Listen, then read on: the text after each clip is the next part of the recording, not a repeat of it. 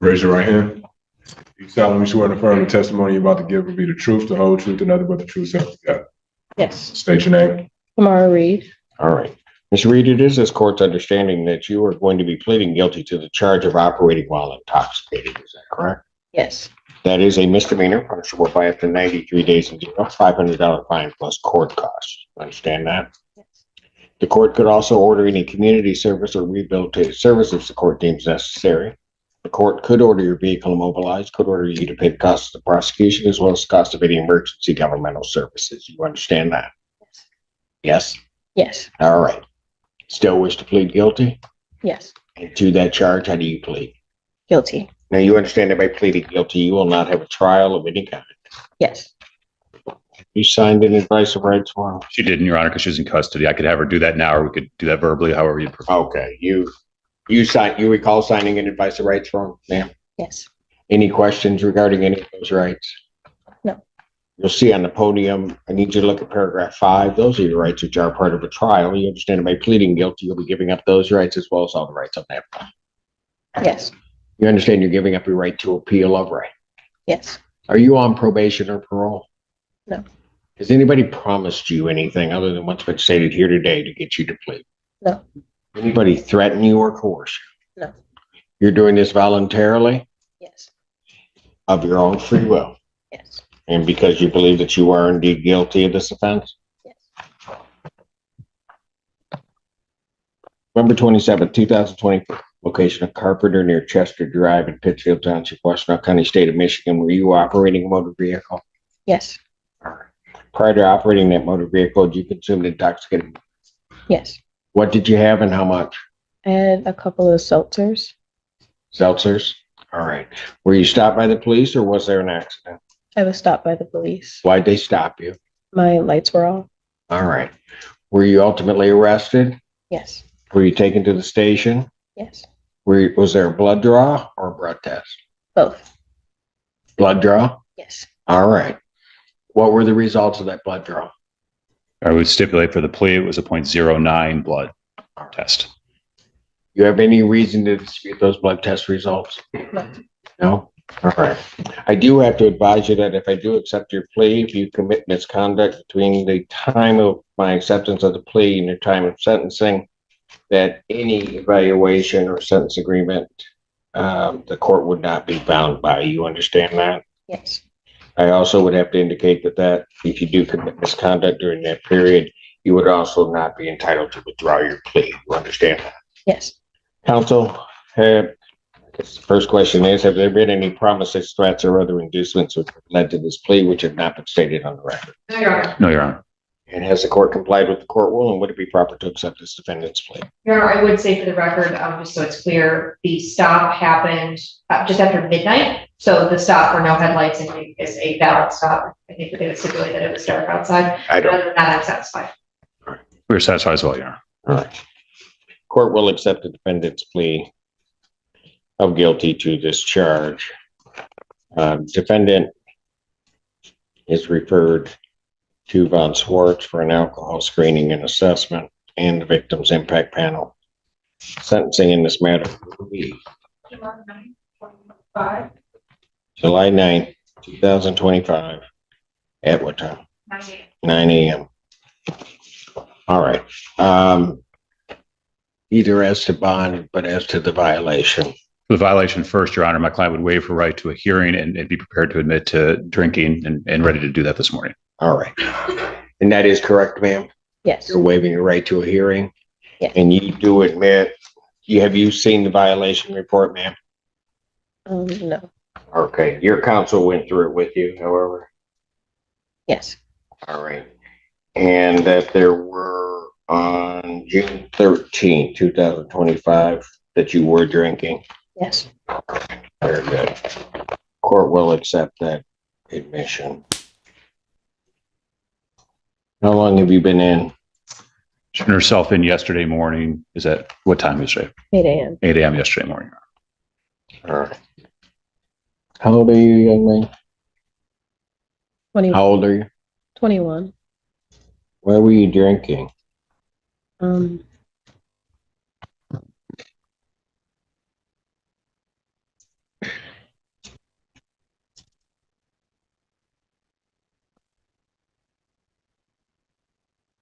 Um, sorry. My dad passed away a couple years Pardon? ago. My dad passed away a couple years ago, and I'm not handling it probably in the best way.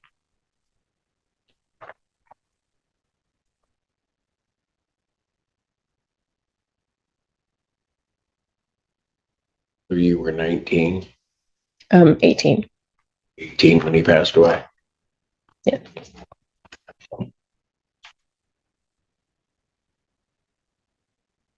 Let me ask you this, was that where your drinking started, or?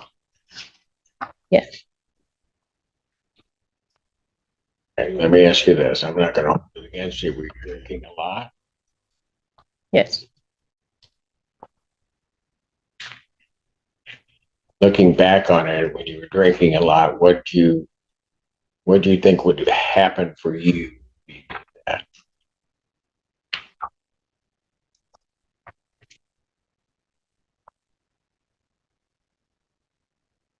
Probably don't know how to answer that question. I mean, Yeah. that's a tough question, isn't it? Suffice it to say, young lady, it would kind of make you forget and have the pain go away a little bit, right? Yeah. Okay. So, are you in school? Yes. I'm supposed to go back next semester. Did you finish up this semester? No. What happened? I stopped attending my classes, so I had to withdraw. Where were you in school? It's my sophomore year, At what school? Eastern Michigan.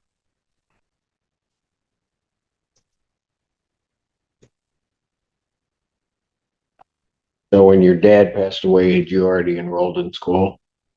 Yes. And you made it through how many semesters after that? 2, and then I took a gap year, and then I went back. Those 2 semesters that you took, how were your grades? They were pretty good. I think I had a 3.2, 3.5. Okay. You took the gap year, then you came back. How were your grades?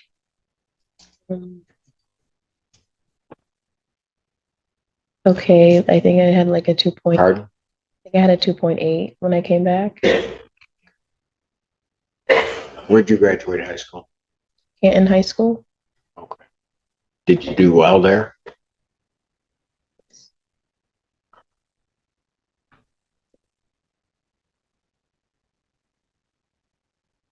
You got siblings? I have a twin brother. You have a twin brother. Yeah. Okay. What? It's with mom in the corner of the courtroom. Mom's on? Oh, okay. All right. So what do you think I should do with you?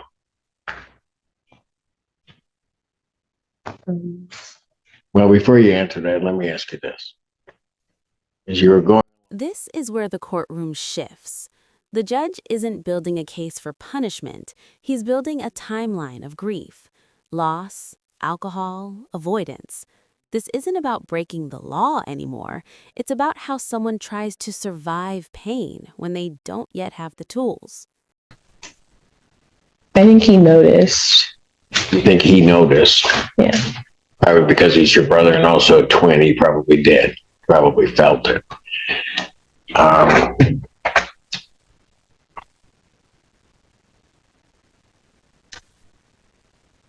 Did you reach out to anybody?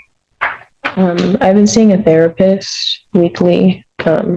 You were? Yes. Okay, so how long have you been doing that? I was seeing one I've been seeing her for like 7 years, and then I've been seeing one who specializes in grief for the last 3 months, I think. Okay, so something that you started heading in that direction, dealing with her. Okay. How's that working for you? It's going okay. I think I've been thinking about seeing someone else. Pardon? I've been thinking about seeing someone else. I don't know if it's a good fit. Okay, so your therapist might not be fitting with you, right? Okay. All right. Now I'll get back to what do you think I ought to do with you?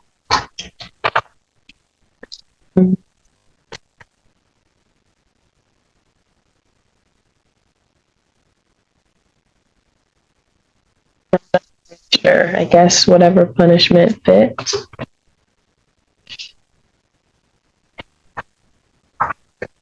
Give you a chance to prove you can stay sober.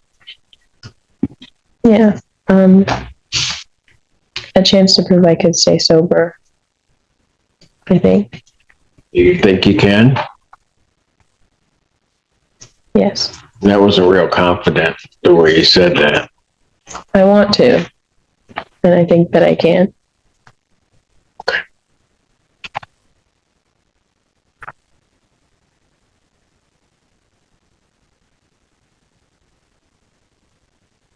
Young lady, why do you think I asked you all of those questions?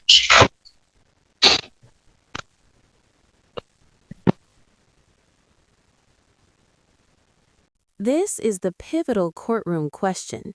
Judges ask this not because they're unsure, but because they want to hear accountability. Notice how he's weighing structure versus mercy. What would you do here? Strict punishment or a controlled second chance?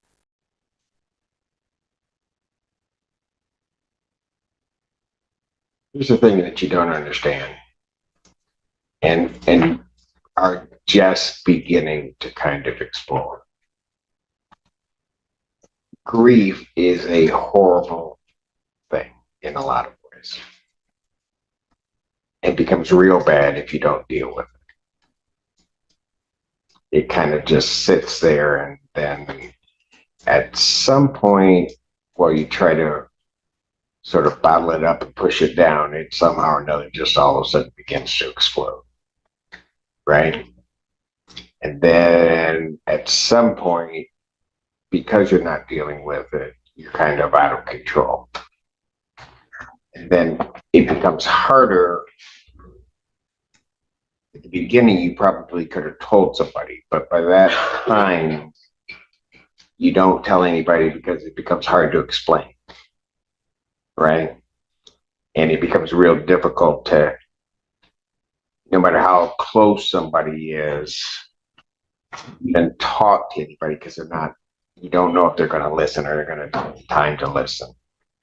And the reality of all of that is what you want is you just want that hurt and other things to disappear. Right? Were you close to your dad? Yeah. Something's going to...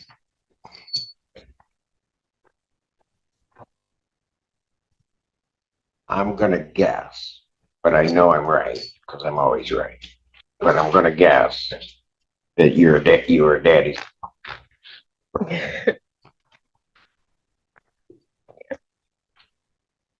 All right. Look, more than anything, and I'm going to tell you, I don't always talk about myself, but I'm going to tell you why I asked the question. Here I sit all these years later. I lost my dad when I was 16. This is the heart of the ruling. No legal jargon, no theatrics, just lived experience. When a judge shares his own loss, it stops being a courtroom and becomes a moment of real human intervention. This is justice trying to heal, not just punish. You're going to make it through it. Okay. I didn't know your dad, but I can almost bet that he'd want you to make it through. he wouldn't want you trying to do this, trying to deal with all of this on your own. Okay. So in the interim, how am I going to keep you sober?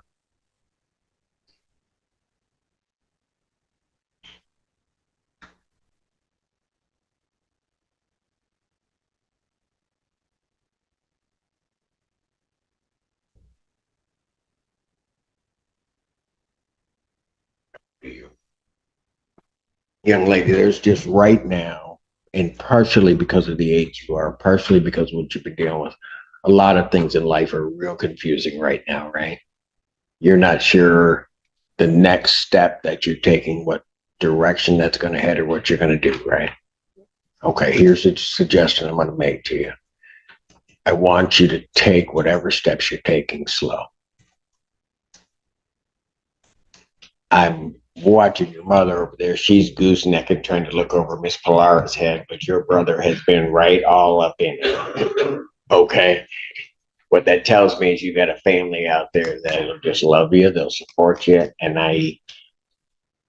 if you hadn't told them, probably after today, they'll sit for whatever time and just listen to you. Okay. And as you let it pour out to them, and I'm going to tell you, it's going to come out